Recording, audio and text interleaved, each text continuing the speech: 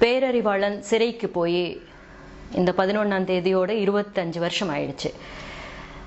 சரி தவறு அப்படின்றது எல்லாத்தையும் தாண்டி ஒரு மனிதத்தன்மை அப்படின்ற முறையில நிறைய விஷயங்கள் அவரை சார்ந்துதான் இருக்கு அப்படின்றது நமக்கு கண்கூட தெரிஞ்சிருக்கு. எல்லா அத்தாட்சிகளும் இருக்கு.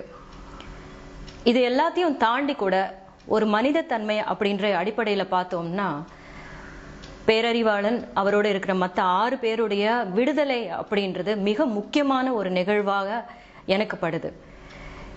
முக்கியமான நிகழ்வா ஏன் படுது அப்படின்றது ஒரு தாயினுடைய போராட்டம். 25 வருஷமா அம்மாவுடைய போராட்டம் நம்ம எல்லாருமே பார்த்துக்கிட்டு இருக்கோம். நிறைய விஷயத்த நம்ம கடந்து போய்கிட்டே இருக்கோம். ஆனா இது அப்படி நம்ம கடந்து போக கூடாத ஒரு நிகழ்வு. இதுக்கு நம்மளுடைய ஆதரவு, நம்மளுடைய ஒத்துழைப்பு தந்தா மட்டும்தான்.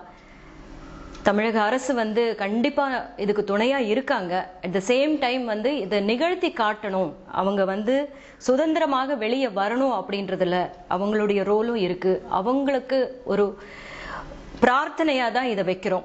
இந்த பிரார்த்தனையில கலந்துக்கிறதுக்கு எல்லாரும் திரளா வரணும், உங்களுடைய ஆதரவு தெரிவிக்கணும் அப்படின்றது என்னுடைய வேண்டுகோள். நாங்க எல்லாரும் இருக்கோமா அப்படின்னு அந்த அம்மா கிட்ட சொன்னா கூட ஒரு தாயா தன்னுடைய குழந்தை வெளியே வந்தா மட்டும்தான் அந்த தாயினுடைய மனசு ஆறும். எத்தனையோ தாய்களுடைய மனசு ஆத்த முடியல நம்மளால.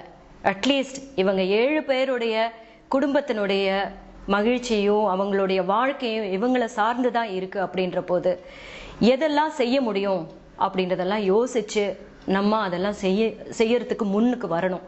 இப்போ 11ஆம் தேதி நடக்க போற இந்த பேரணியில எல்லாரும் பெருந்திரளா கலந்துக்கங்க. நாங்க எல்லாரும் இருப்போம் உங்களுக்கு துணையா அப்படின்னு அம்மா கிட்ட சொல்லியிருக்கேன். நீங்களும் வரணும்.